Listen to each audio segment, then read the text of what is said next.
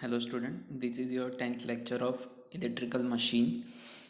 Last में जो power flow diagram के बारे में हमने देखा था, क्विकली एक रिकॉल कर लेते हैं क्या क्या आपने देखा था। ठीक है, तो जो भी पावर का फ्लो था वो हमने देखा था कि कैसे पावर इनपुट होता है स्टेटर से, फिर उसमें से स्टेटर का लॉस निकलता है। ठीक है, फिर आगे जाके वो एयर गैप पावर निकलता है, फिर उसमें से स्टेटर के आयरन लॉस निकल जाते हैं। फिर फाइनली वो पावर ट्रांसफ़र होता है stator to rotor through air gap.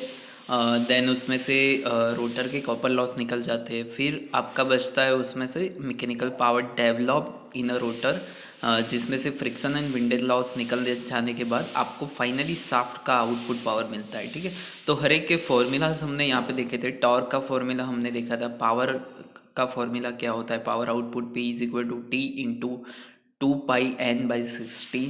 ठीक है, जहाँ n RPM में स्पीड है। ठीक है, ऐसे ही शाफ्ट का पावर और शाफ्ट की जो टॉर्क था वो भी हमने सिंप्लीफाइड फार्मूला देखा था, 9.55 P आउट बाय n। ठीक है, तो ये याद रखना है आपको, आगे एग्जाम्पल में काम आएगा। फिर आउटपुट देखा था, रोटर का आउटपुट कैसे निकलता है और उसके शॉर्ट फॉर्मूले क्या होते हैं कि mechanical power P mechanical is equal to 1 - n power input to the rotor, और रोटर की जो कॉपर लॉस है वो कैसे शॉर्ट में इंडिकेट किए जाते हैं as into power input to the rotor. तो अगर आपके पास power input to the rotor होंगे तो आप copper loss in rotor and जो मैकेनिकल आउटपुट पावर डेवलप्ड हो रहा है वो आपको यहाँ से इजीली मिल जाएगा। ठीक है, सिंक्रोनस वॉट देखा था हमने। ठीक है, आज एक टॉपिक डिस्कस करना है, फैक्टर्स डिटरमाइन टॉर्क। ठीक है, तो जो आपका टॉर्क जो डेवलप्ड हो रहा है वो आपको इस फॉर्म में लाना है। ठीक है, मतलब जो इक्वेशन आप यूज़ कर रहे हो,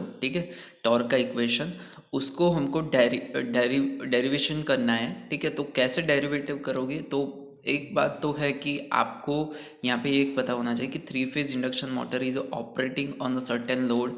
कोई लोड पे वो ऑपरेट हो रही है। ठीक है, हम यहाँ पे एजप्शन ले रहे हैं कि कोई लोड पे वो ऑपरेट हो रही है, और वो लोड पे जहाँ पे जो स्पीड पे ऑपरेट हो रही है वहाँ पे आपको स्लिप मिल रही है एस। ठीक है, अब एज स्लिप है तो सारे पैरामीटर्स उसके अकॉर्डिंग चेंज होंगे। जैसे कौन से parameter, induce EMF per phase जो होता है वो चेंज हो जाएगा, एस इंटू ई टू हो जाएगा।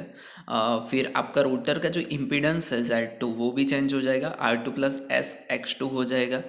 फिर रोटर करंट पर फेज क्या होता है, रोटर करंट पर फेज कोई भी करंट होता है वोल्टेज डिवाइड बाय इम्पिडेंस होता है। तो यहाँ पे आपका रोटर के अंदर ईएमएफ कौन सा इंड्यूस हो रहा है, एस इंटू ई टू।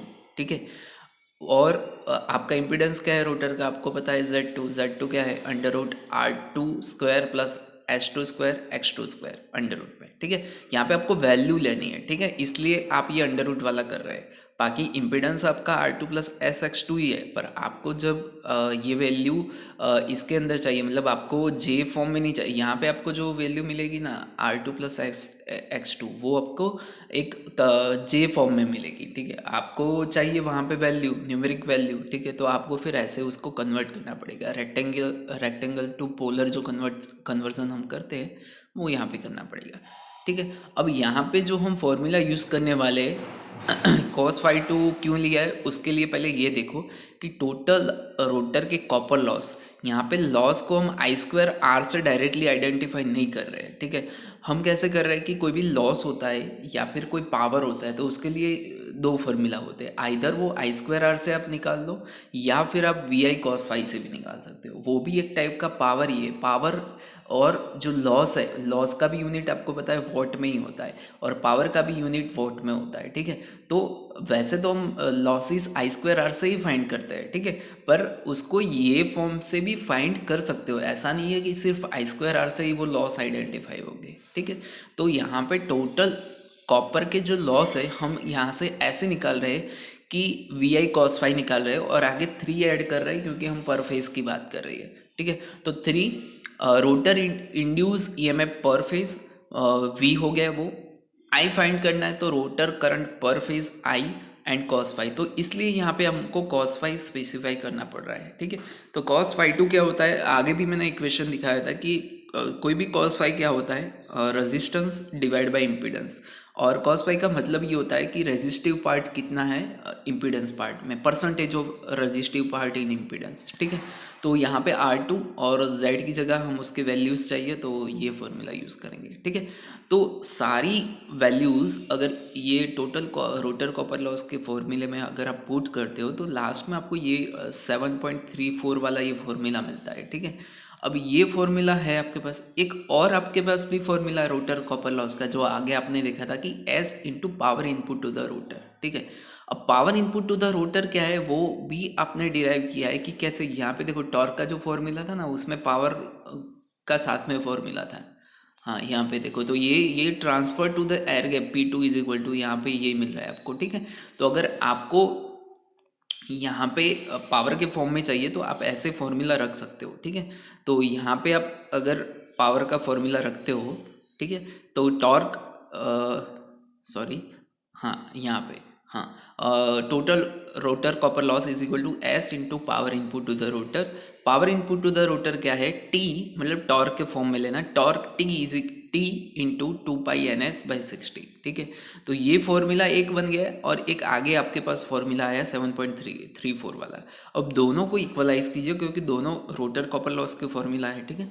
दोनों को हम अगर कंपेयर करते हैं और एक टॉर्क का फॉर्मूला यहाँ पे निकालते हैं, ठीक है। और यहाँ पे जो कांस्टेंट निकल रहा है 3 इंटू 16 डिवाइड बाई 2π/NS, उसको हम K मान लेते हैं, ठीक है। उसकी वैल्यू कांस्टेंट रहने वाली है, ठीक है। और बाकी जो वेरिएबल्स है उसको अगर हम टॉर्क के फॉर्म में प्रोपोजनली देखें तो आपको ये टॉर्क का फॉर्मूला मिलेगा जो हमने पहले भी डिराइव किया था और आगे भी जब भी आपको कहीं टॉर्क का फॉर्मूला चाहिए, ठीक है, तो ये एक फॉर्मूला है जिससे आप इजीली टॉर्क फाइंड कर सकते हो कोई भी स्पीड पे, ठीक है। कोई भी स्पीड का मतलब क्या है, जो भी स्पीड होगी उसकी कोई ना कोई स्लीप होगी और वो जो वैल्यू की स्लीप है अगर वो स्लीप की वैल्यू यहाँ पे रखोगे तो वो स्पीड पे आपको वो टॉर्क मिल जाएगा, ठीक है। तो ये फॉर्मूला आपको याद रखना है, ठीक है।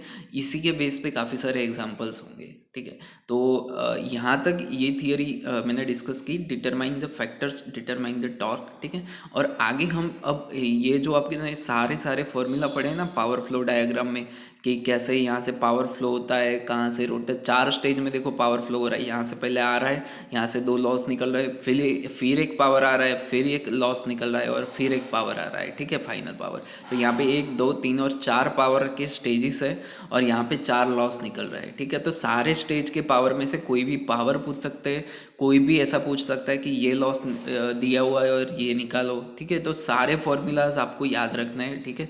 वैसे सिंपल ही है, टॉर्क और पावर का रिलेशन आप याद रखो, कोई भी टॉर्क आपको याद रह जाएगा, पावर याद रह जाएगा।